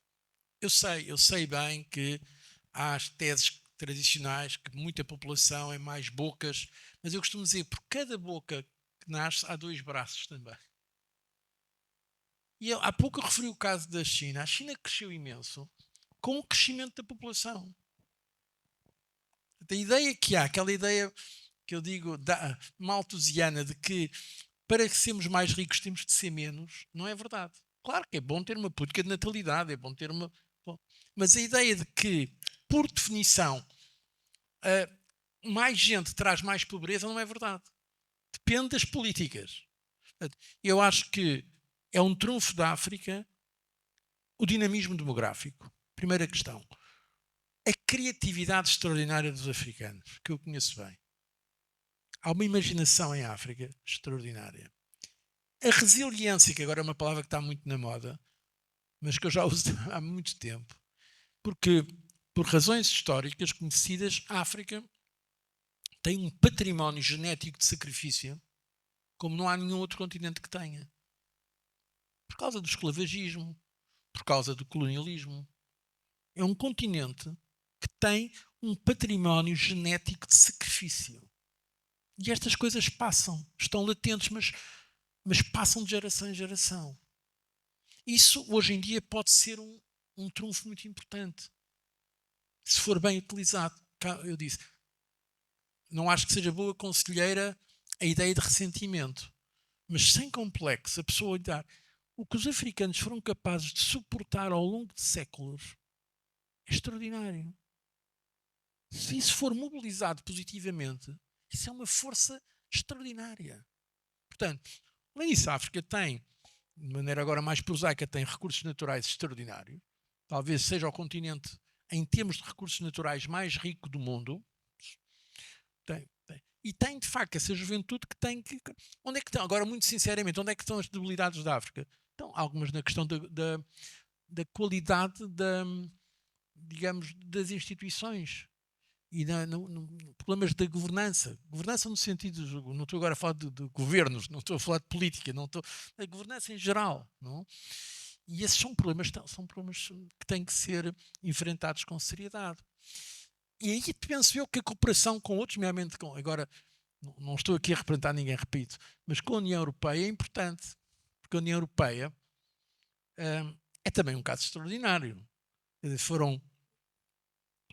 a Europa foi o país que teve mais guerras na história. As guerras mais cruéis da história foram europeias, foram as duas guerras mundiais nasceram na Europa. E foi por causa das guerras mundiais que depois criámos a Comunidade Europeia. Criaram alguns países a Comunidade Europeia. Só a Primeira Guerra Mundial matou mais gente que todas as guerras desde que a humanidade existe. E a Segunda Guerra Mundial matou 6 ou 7 vezes mais do que a Primeira. Só uma batalha da Segunda Guerra Mundial matou mais gente do que todas as guerras que estão hoje a acontecer no mundo. Então, para a gente, aqueles que dizem que às vezes a Europa não tem uma... Que a Europa, há quem diga que a América é de Marte, a Europa é de Vênus. É um mito. A Europa tem uma grande tradição de guerras. Não? Bom, felizmente, depois da Segunda Guerra Mundial, a Europa teve que fazer a paz. E por isso é que recebeu o Prémio Nobel da Paz. Eu tive a honra de receber em nome da União Europeia em 2012. Bom, portanto, aqui está. Mas a Europa conseguiu fazer isso, que foi integração regional. Eu acho que em África isso também é importante. A verdade é que há uma União Africana, eu conheço bem a União Africana, trabalhei muito com a Comissão da União Africana, mas a verdade é que ainda não houve, mesmo a nível regional, a criação de instituições suficientemente fortes. O SADC fez algumas coisas, mas não há. Ora, eu acho que a África precisa de investir na sua governança melhor, quer a nível das lideranças em geral, não estou a falar só das lideranças políticas, estou a falar das lideranças económicas e empresariais, mas também numa integração que ultrapasse, às vezes, alguns particularismos. Angola, a meu ver, bem, eu aí confesso que sou enviesado a favor de Angola, porque conheço o vosso país há muitos anos e estive ligado aqui muito à questão das negociações para o processo de paz de Bicesse e tudo mais. Angola tem uma posição única, porque Angola, eu lembro de ter discutido isto já com presentes a Eduardo Santos e depois com outros líderes aqui de Angola, mas também na região, realmente com os sul-africanos, porque Angola, ao fim e ao cabo, não é não é verdadeiramente a África Austral, mas também não é verdadeiramente a África Central. É as duas coisas. Angola faz a articulação do continente. Vocês têm uma posição geopolítica muitíssimo interessante. E é um país já com uma grande dimensão geográfica e agora também já uma dimensão demográfica bastante considerável. Ora, e ao mesmo tempo é um país atlântico, como há bocadinho dizíamos. É um país de articulação. E que tem uma identidade própria muito forte, como há bocadinho disse. Angola tem... As pessoas do Congo, República Democrática do Congo, do Zaire, que se chamava-se na altura no Zaire, agora também o Congo Brazzaville, ou na África do Sul, ou na Namíbia, ou na Zâmbia, eles sabem isso perfeitamente. Portanto, eu acho que Angola, se conseguir consolidar-se como potência regional importante que é, pode ser também um excelente exemplo para a África. Há aqui um campo de afirmação, que aliás tem vindo a acontecer. Hoje em dia Angola tem uma influência maior do que tinha há 10 ou há 20 anos. Para mim isso é óbvio, não? Vindo de fora. Portanto, é importante que isso se consolide e eu espero que seja nesta visão da afirmação de uma África descomplexada, sem arrogância, mas com orgulho. Ter a diferença entre o orgulho e a arrogância é importante e já agora também contribuir também para a nossa lusofonia, porque nós em Portugal ficamos contentes quando a Angola tem sucesso, nós ficamos contentes com isso. Boa noite a todos. Doutor, bem-vindo e desejo-lhe uma excelente estadia em Luanda. Virgílio Mendes, Grupo Emerald. A minha questão é muito rápida porque há milhares de questões. Nós, como disse bem, estamos num mundo perigoso e a nossa geração está claramente a receber esse mundo perigoso. E o maior desafio que nós vamos verificando é de que forma, não nos próximos 50, mas se calhar nos 15, 20 anos, responder a muitas das questões perigosas que vão surgindo. E um dos temas mais preocupantes, que também o doutor referiu, é quer-se redesenhar uma nova ordem mundial que na verdade é um apadrinhamento da teoria do caos, porque muito provavelmente quer-se espantar o caos no mundo para um pequeno grupo ter proveito. A questão que lhe coloco é, na sua opinião, e olhando para hoje um conjunto de questões, até de nível empresarial, que rapidamente podem se transformar em conflitos globais, regionais, por exemplo, temas de compliance empresarial, na sua opinião, acredita que está-se a redesenhar de facto uma nova ordem mundial e que este novo redesenho pode ter aqui um papel importante do ponto de vista do setor privado a nível de demonstrar que as relações entre privados são um alicerce para as relações futuras entre Estados? A resposta é sim. Mas como às vezes tenho a impressão que as pessoas, quando dou respostas muito curtas, quando dou respostas muito longas, ficam cansadas. Mas quando dou respostas muito curtas, ficam frustradas a ver, ele não deu importância à minha pergunta. Portanto, vou ter que juntar alguma coisa. Porque é que eu acho que sim? Precisamente pela crise que há na confiança entre os Estados. E vou-lhe dar um exemplo. Eu tive agora, nos últimos 5 anos, presidente da Gavi, da Aliança Global das Vacinas. Pro bono, fiz isso gratuitamente. Apanhei foi do Covid, foi durante o Covid que me vieram convidar para essa função. E o que é a Gavi? A Gavi é uma organização internacional, mas juridicamente é uma fundação de direito suíço, está baseada em Geneve. E o que há de original na Gavi? É que é uma organização pública ou privada. Foi fundada há 25 anos, 26, pela OMS, pela Organização Mundial de Saúde, pela Unicef, pelo Banco Mundial e pela Fundação Gates. Já estava aqui a Fundação Gates. E depois tem no board que eu presidia, o Conselho de Administração. Aliás, a vossa Ministra da Saúde, a Lívia Lutucuta, fez parte desse meu board.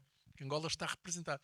Tem os 5 países que representam os países doadores, estão organizados em grupos, em constituencies, e tem 5 países que representam as implementing countries, que estão a aplicar, entre os quais está um grupo francófono e lusófono.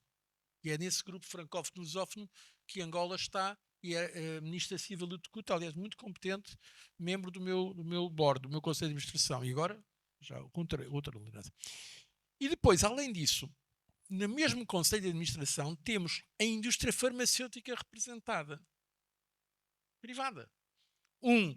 um representante em nome da chamada Norte Global e outro do Sul Global. E depois estão representados no Conselho de Administração os institutos de investigação e universidades e as ONGs,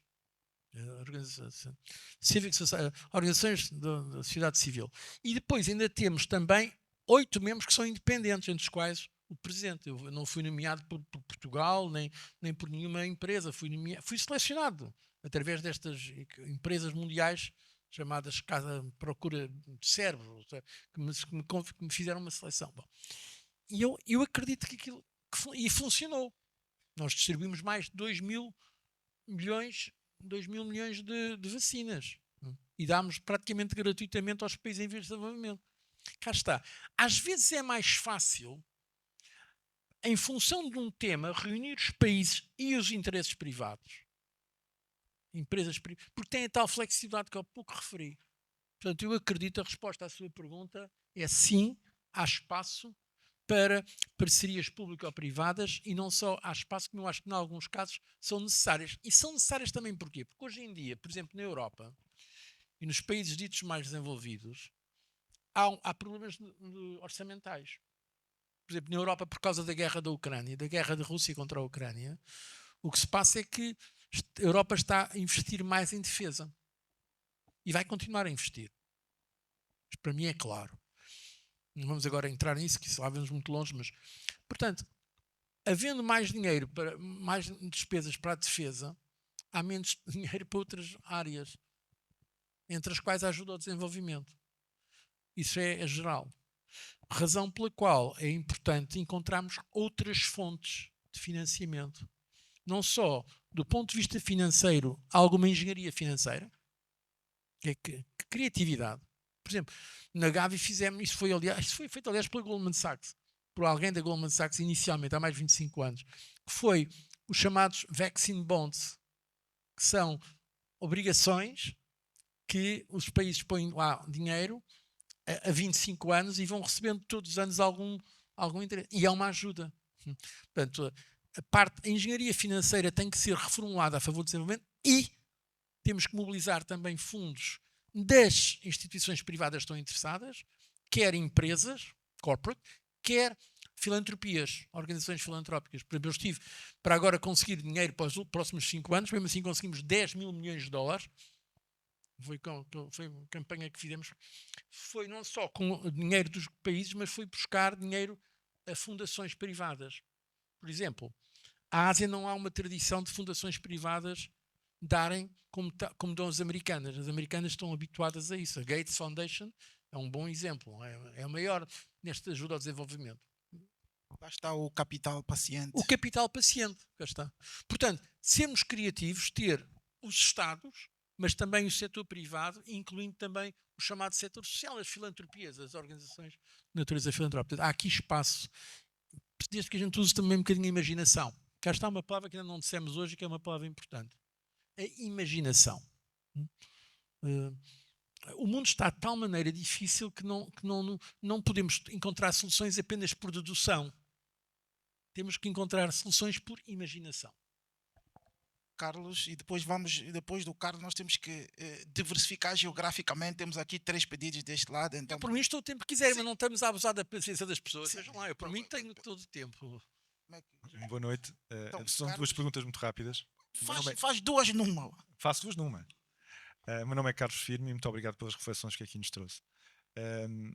Disse que estamos num momento de ruptura de uma ordem mundial, que é uma ordem mundial que saiu da Segunda Guerra Mundial, que tinha um determinado centro de gravidade económico e político. Esse centro está a mudar, a ordem está em ruptura. Na sua opinião, o que é que pode imaginar que pode ser a nova ordem mundial que vai emergir deste processo? A primeira. E a segunda é, como é que a África se deve posicionar para ser um ator relevante na nova ordem que aí vem e que gostaria de perceber, da sua opinião, qual poderá ser? Bom, eu por acaso não disse ruptura, eu disse transição. E disse que é uma transição que não sabemos para onde é que vai. Mas é verdade que há elementos de ruptura. Aliás, há aqui basicamente 2 teses. Eu chamo-lhe a tese Carney e a tese Stubbs. São 2 amigos meus. Mark Carney, que é o atual primeiro-ministro do Canadá, que fez o célebre discurso em Davos a dizer que isto é uma ruptura, não vai voltar, é uma verdadeira ruptura. E o meu amigo também, com quem trabalhei em Florença, que era aliás diretor da escola onde eu ensino lá no Instituto Universitário Europeu, que é o atual presidente da Finlândia, Alex Stubb, que diz: não sabemos ainda se é uma ruptura, é uma transição, estamos a ver. Bom, porque ele defende uma posição mais pragmática, mesmo em relação aos Estados Unidos. Mark Carney está, obviamente, muito indignado, porque o presidente americano disse que chegou a sugerir que o Canadá podia ser mais um Estado dos Estados Unidos da América do Norte. É natural, portanto, que ele não tenha ficado muito satisfeito, o primeiro-ministro do Canadá. Alex Stubb, que a Finlândia aderiu à NATO, como sabem, por causa da invasão da Ucrânia. A Finlândia e a Suécia aderiram à NATO. E Alex Stubb está a procurar ter uma posição mais pragmática e construtiva na relação com a atual administração americana. Até isto que explica um pouco a diferença entre os dois. E eu conheço muito bem os dois.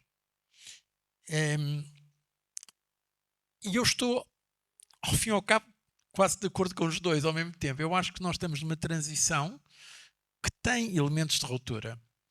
Mas, intelectualmente, eu não sei onde é que vamos. Mas o que sei é que vai ser um mundo diferente, e já está a ser diferente, e acho que um elemento essencial, como há pouco já disse, é um maior peso a outras regiões do mundo que até agora não o tiveram. O chamado Sul Global. Eu tenho dificuldades com a expressão, mas chamemos-lhe faute de mieux, à falta de melhor, chamemos-lhe isso. E o que é, a meu ver, desejável, porque é uma questão de justiça. Bom, quer dizer, nós temos que pensar na dignidade de todas as pessoas. Portanto, se a maior parte do mundo está na Ásia, na África, é natural que queiram ter a maior parte. Agora, aqui é que é um ponto-chave e talvez mais difícil. Com poder vem responsabilidade. Não é só vou ter um lugar maior à mesa, vou comer mais. Não. Tenho um lugar maior na mesa da governação global, tenho que contribuir mais. Quer dizer, liderança é responsabilidade. E aí é que há um trabalho a fazer. Por exemplo, na ajuda ao desenvolvimento, quem hoje em dia continua a ser de longe o maior, isto as pessoas não sabem, é a Europa. Bem, a Gavi, há bocadinho falámos da Gavi. A Gavi, mais de 60% de financiamento é a União Europeia que o faz. A União Europeia ou a Europa neste momento. Ora, eu acho, uma das coisas que eu procurei fazer na Gavi, para dar um exemplo, foi trazer novos doadores. Estive com o presidente da Indonésia. Fui vê-lo a Jakarta. A Indonésia é um caso interessante, que é o maior país muçulmano do mundo, é um grande país com problemas ainda de desenvolvimento. Mas cá está, eu fui dizer-lhe, ele agradeceu muito, porque nós ajudámos muito durante o Covid. Ele diz que salvámos milhões de vidas na Indonésia. Mas então, olha, então agora se não se importa, dê também alguma coisa. E deu 30 milhões. Fizemos uma conferência de imprensa improvisada, deu 30 milhões de dólares para a Gavi. Cá está. As economias emergentes também depois têm que dar o seu contributo, não é só receber. Estão a ver como? Eu estou, por exemplo, sou muito grato ao presidente João Lourenço, porque ele veio a meu convite a uma coisa que nós chamamos o Midterm Review da Gavi, e veio representando a União Africana, porque Angola tinha a presença da União Africana, veio à conferência de replenishment que fizemos em Bruxelas e mobilizou as vozes africanas também. Portanto, a liderança implica responsabilidade. Não é só o que é que eu vou tirar daqui, é o que é que eu vou dar. Por exemplo, voltando a falar agora um bocado de Portugal, eu tenho orgulho que Portugal foi para a União Europeia, mas não pensou só quanto é que vamos receber. Portugal, por exemplo, Portugal apoiou o alargamento. À altura, do ponto de vista de interesse nacional, porque eu podia pensar-se, para que agora estar a apoiar estes novos países para virem? Não, mas Portugal apoiou. Portanto, quando se está num clube, quando se está numa comunidade, não é só aquilo que se recebe, aquilo que se contribui. E a liderança é contribuir mais. Não é só. É este ponto que eu acho que, se os países emergentes também pensarem o que é que nós vamos contribuir, e não apenas como é que vamos ajudar a um mundo mais responsável, como é que podemos ajudar ao Estado de Direito, como é que podemos avançar com o Estado de Direito nos nossos próprios países. Sim, sim, assim teremos um mundo mais. E aí a África, eu acho que tem um contributo a dar, porque a África são 51 ou 52 países, não é? Portanto, 54 agora, está bem. 54. Sim, mas também, pô, alguns casos talvez era melhor não terem separado. Mas enfim, são 54 países. Estão a ver, isto no sistema das Nações Unidas é um cálculo muito importante, muito forte. Não é? Portanto, acho que tem um papel natural a desenvolver no campo internacional, multilateral. O que eu ia sugerir, que é para não deixarmos ninguém de fora. É minha que tu Mas não. O que eu ia sugerir é que fizéssemos conjunto, a partir de agora, duas questões, e assim o Zé Manuel pode elaborar sobre duas questões. Então, aqui depois também temos aqui. Toma cá. José Falbino, sou mestre em Ciências Políticas e Governação Local e presidente da Associação Angola-Itália, com uma representação recentemente em Portugal. O Dr. Durão Barroso falou um pouco sobre arrogância e isso fez-me refletir muitos casos que eu vivi, em alguns países que eu já passei, tanto a fazer o meu trabalho de associativismo pela associação e a fazer a minha coleta de informação no trabalho científico com o tema o impacto das políticas públicas no combate à pobreza. O que eu quero saber com o Dr. Barroso é até que ponto essa arrogância que temos visto em alguns países, dentro mesmo da CPLP, fere no desenvolvimento da África e como considera que os países lusófonos africanos podem afirmar-se com mais equilíbrio, dignidade e cooperação estratégica no cenário internacional. Muito obrigada. Se pudesse passar o microfone. Exatamente. Muito obrigado. Muito boa noite a todos. Oswaldo Macaia, presidente da Comissão Executiva do Banco Sol. Apenas duas questões muito rápidas. Primeiro, fico contente em saber que citou aqui uma grande referência, que é o Fyodor Dostoiévski, que também é uma das minhas leituras preferidas, mas também referiu um aspecto que me chamou muita atenção, que é os Estados são categorias históricas. Foi a afirmação categórica que fez. Uma vez estamos perante o Chairman Talk, eu gostaria de ouvir a sua parte. Hoje, os dois grandes assuntos muito presentes nas agendas dos boards é geopolítica e inteligência artificial. Pois. Eu gostaria de perceber, enquanto Chairman, se tivesse que dar um conselho aos membros do board ou uma previsão, uma previsibilidade de como é que vê o mundo daqui a 50 anos, não é? Como disse, neste contexto geopolítico e de inteligência artificial. Ainda esta manhã estive a ler um survey que dizia que daqui a 50 anos na China teremos mais trabalhadores robôs do que humanos, no fundo. Hoje gostaria de explorar um bocadinho a vossa percepção. Bem, vou introduzir aqui um tema que dava para estarmos aqui mais umas horas, mas eu vou tentar muito rapidamente. Em primeiro lugar, em relação à pergunta que fez nossa amiga sobre a arrogância, não sei que caso concreto é que se estava a referir, mas eu repito o que disse, eu acho que a arrogância é uma forma de estupidez. Não só é moralmente condenável, como é uma forma de estupidez, por razões que eu já disse, porque volta-se contra quem a faz, não é? Uma coisa é termos orgulho. Eu digo sempre, a Europa deve ter orgulho naquilo que conseguiu, a União Europeia. A paz entre os seus membros, etc. Mas outra coisa é ser arrogante, é querer dar lições aos outros. Isso é estúpido.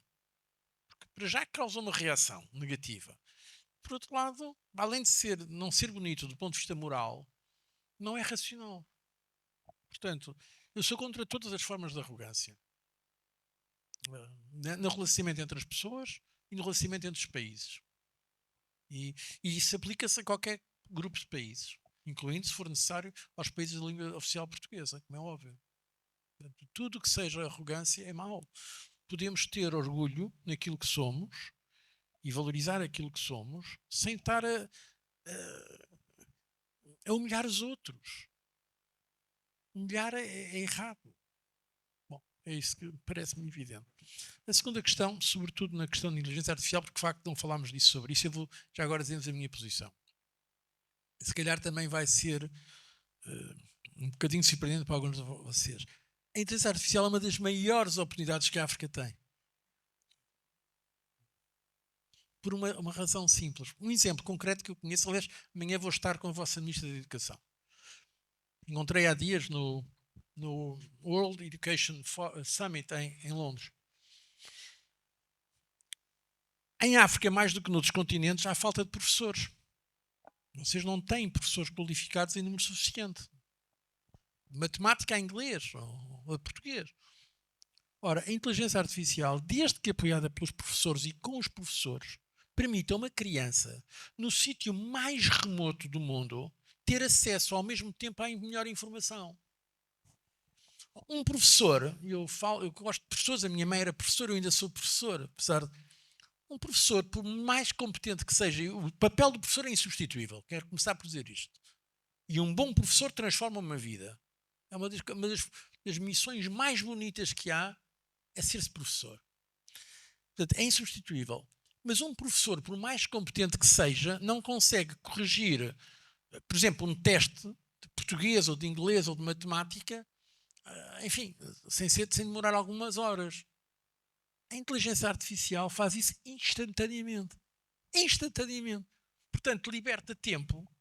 Um professor que tem uma aula de 30 alunos, ou 40, ou depende, vai demorar tempo. Se for por inteligência artificial, um aplicativo competente, resolve isso instantaneamente. E não só resolve isso instantaneamente, como permite depois a correção e o tratamento individualizado, personalizado por cada aluno. Portanto, a inteligência artificial vai impor-se. E por isso, eu sei os problemas de inteligência artificial, sei as questões de abuso, sei todos nós sabemos os riscos que há, até em termos de desemprego que vai gerar. Mas ai daqueles que não abraçarem a inteligência artificial. É como cuspir contra o vento. A tendência está aí. E já está aí. E por isso temos é que ter a capacidade de abraçar essas novas tecnologias. Que, em relação aos países emergentes e aos países em vias de desenvolvimento, são de facto leapfrogging, podem permitir um salto. Podem permitir que, por exemplo, países que não têm as infraestruturas físicas tão boas, como têm os países mais avançados, conseguem, através de infraestrutura digital, dar um salto. O meu conselho, se querem algum conselho, é este: abracem isso, arranjem a competência suficiente para saber utilizar. Não é necessário ser o first mover. Aí estão os Estados Unidos em algumas áreas, está a China noutras. Em alguns domínios a China já está à frente. Os Estados Unidos estão à frente no que é os LLMs, nos grandes sistemas, nos sistemas de computação, algumas áreas. Mas nos modelos abertos para o mercado, a China está à frente em alguns domínios. Eu conheço as pessoas, conheço os líderes das empresas, quer na América, quer também na China. Estive em Pequim, estive com o primeiro-ministro aqui há 2 anos. Portanto, conheço, e também em Hong Kong, conheço mais ou menos o que está a passar. Portanto, isso é inevitável, isso vai passar-se. E eu sei que às vezes há uma resistência. Não, à medida que vamos envelhecendo, agora está a aprender coisas novas. Não, mas aí temos de ter a capacidade, a plasticidade, a abertura, e os líderes empresariais também, de saberem isso, porque isso vai passar-se. Bom, o caso da robotização, então, é um caso, aí eu conheço menos bem. Mas, de facto, é impressionante. Hoje em dia, o que está a fazer-se também na China, não só na China, o capítulo da robotização. E na Europa também se fazem algumas coisas. As guerras inovam muito. A grande inovação que se está a passar na Europa é na Ucrânia. É o maior viveiro de inovação hoje em dia na Europa é a Ucrânia, porque os ucranianos, com grande coragem, tem que se dizer, conseguiram desenvolver sistemas mais baratos, mas que utilizam em grande parte a inteligência artificial. Alguns com apoio de empresas norte-americanas, outros com empresas europeias e outros eles próprios. Porque também cá está a arrogância. E muitas vezes as pessoas pensam, é um erro. Quem vai definir isto são os grandes. Não é verdade. Não é verdade. Há uma grande margem para os chamados pequenos. O caso da Ucrânia é interessante. O senhor Putin disse-me a mim, em 2014, que aquilo que aconteceu na Crimeia não eram as forças armadas russas, porque se fossem eles tomavam Kiev em menos de 2 semanas. Está a demorar mais que 2 semanas, não está? E outros casos que se passam no mundo. As grandes potências, o caso de Timor-Leste, toda a gente dizia que nunca mais seria independente. E foi independente. Nem sempre os chamados realistas têm razão. Eu costumo dizer, os cínicos nem sempre têm razão. Que é uma linha que muito ténue, muito fina, a linha que separa o realismo do cinismo. Há espaço para os pequenos e até para os mais pobres, desde que utilizem a inteligência. E é isto que é importante pensar. Hoje em dia, em relação à inteligência artificial e às novas tecnologias em geral, eu acho que temos que agarrar essas oportunidades, estar conscientes dos riscos e mitigar os riscos, porque são reais, mas em termos... Eu conheço até por razões pessoais e até profissionais, conheço um caso no Brasil. As crianças no Brasil que estão a estudar com a ajuda da inteligência artificial no estado do Paraná e no estado de São Paulo têm resultados, em média, 33% acima das outras. 33%. Isto está medido empiricamente, faz-se o controle. Crianças que utilizam, crianças e jovens também, sobretudo aquilo que eu chamo em Portugal ensino preparatório e ensino secundário. Não? Então medimos a performance, medimos o desempenho. A inteligência artificial, se bem utilizada, vai ser um potencial para o aumento das capacidades cognitivas da humanidade. Aí eu sou 100% a favor e é importante também para os países emergentes. Neste caso específico de África, aqui também para além do conteúdo da inteligência artificial, também é muito importante a regulação e a intervenção estadual. Diria eu porquê? Porque ou para permitir com incentivos a produção dos telemóveis e os tablets, se não tem essa capacidade, ou então tem que permitir que eles entrem a um preço ao nível de imposto da taxa alfandegária baixa, porque se não tem os tablets e não tem os telemóveis, não há conteúdo. E, portanto, a intervenção do lado do Estado, para além do lado empresarial, também é muito importante. Aqui depois a Nelma, e acho que como já não há pedidos, depois o Raul, mas primeiro vamos aqui esta senhora, depois também temos aqui o pedido da... Boa noite, Dr. Barroso. Maria Quissindo, Governo Provincial, Secretariado do Senhor Vice-Governador para o Setor Econômico. A minha questão Do Governo Provincial aqui de Luanda? De Luanda, certo. A minha questão é a seguinte. Tendo liderado a Comissão Europeia durante um período de grandes transformações globais e face à vasta experiência na diplomacia e política, na sua visão, qual será o maior desafio de liderança para Angola nos próximos 10 anos? Atrair investimentos, fortalecer instituições ou desenvolver capital humano e porquê? Vamos então também recolher já a intervenção, a pergunta da Nelma. Sim, Nelma Fernandes, Presidente da Confederação Empresarial da CPLP. É sempre um gosto ouvi-lo. A minha pergunta vai no tema de captação de investimento paciente, nesse caso, para os países da CPLP. Nós temos 6 países africanos dentro da CPLP, mais Portugal, Timor e Brasil. Dentro dessa captação de investimento, que é um instrumento essencial para também apoiar a diversificação económica e o desenvolvimento socioeconómico, para reforçar essa narrativa, que setores de atividade considera que são essenciais para esse desenvolvimento económico? E dizer deles já, antes de responder a sua pergunta, que eu depois vou contar também com a sua liderança executiva para fazer 2 chamadas, 3, 4, no apoio a essa captação efetiva de investimento, exatamente, nessa captação de investimento paciente para a comunidade de CPLP. Raul, muito rapidamente, a última pergunta para... Muito obrigada, boa noite a todos, em especial ao professor Dr. Barroso e ao Dr. Ngunutini. A minha questão é simples. Eu sou Carla Patrícia Correia, sou magistrada, e a minha questão é, qual é que considera hoje ser a característica mais importante de um líder no mundo em constante mudança? Muito obrigada. 3 questões. As senhoras fazem as perguntas mais difíceis. E normalmente é uma coisa que eu já aprendi na política. As perguntas mais difíceis são as últimas. Porque a pessoa já está mais relaxada e não está com você.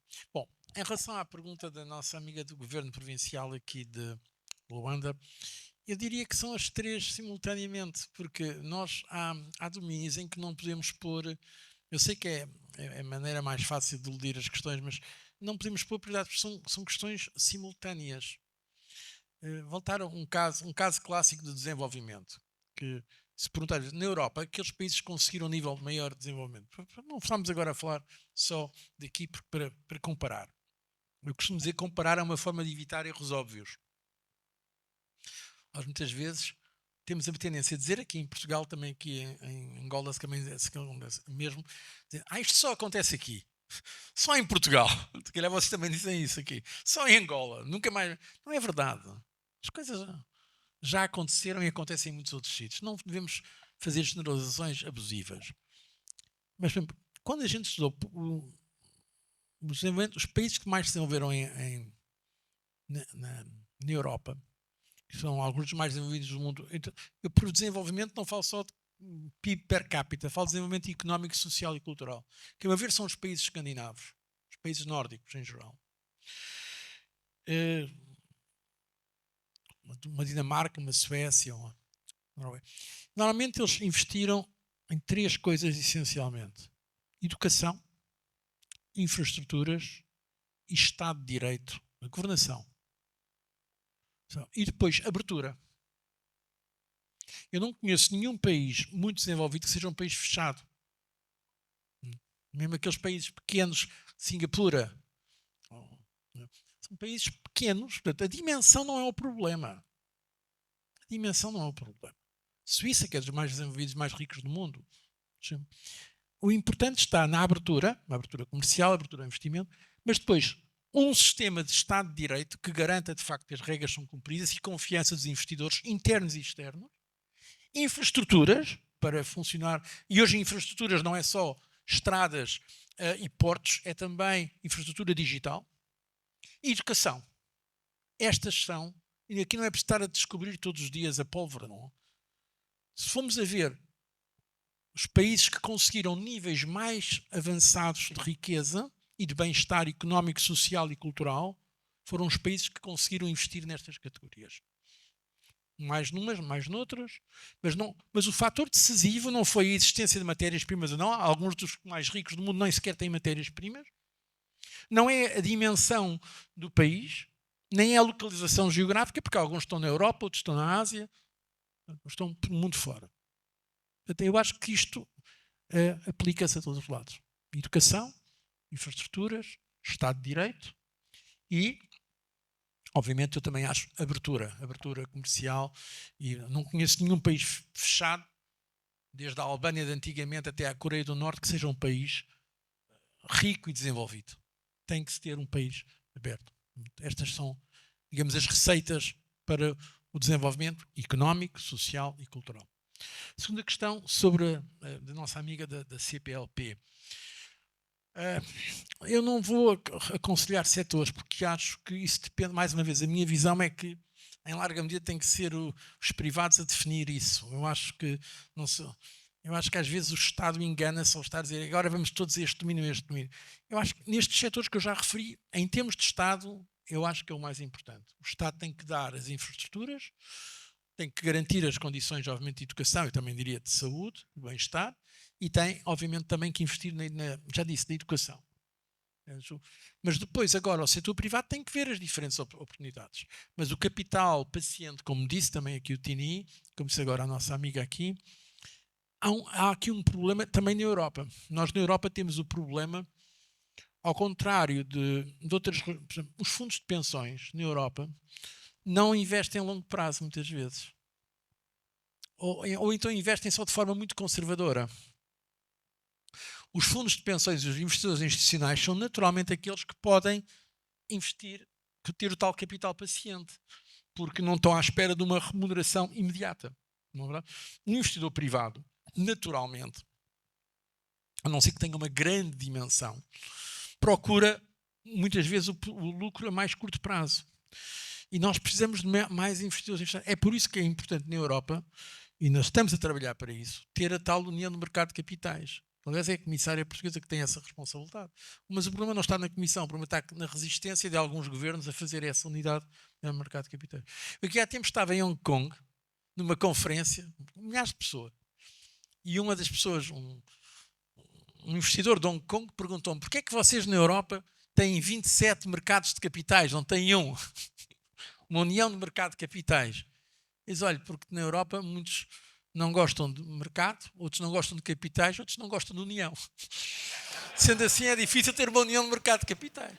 Porque também na Europa, às vezes, há um preconceito contra o capitalismo, contra a economia de mercado. Também há, na Europa. Outros não gostam da ideia de capitalismo, mercados. Outros, eles não gostam de união. Cada país quer guardar para si tudo e não entende que só abrindo é que consegue crescer mais. Estas eram as suas perguntas. Qual era a terceira? Sobre a liderança.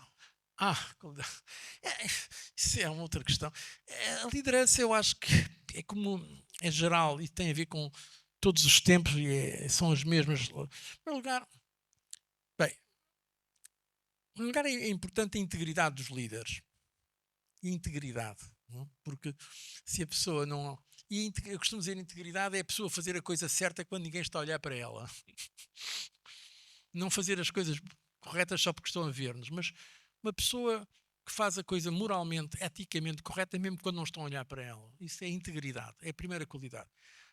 A outra qualidade muito importante é a qualidade de, digamos, reunir a equipa e mobilizar a equipa.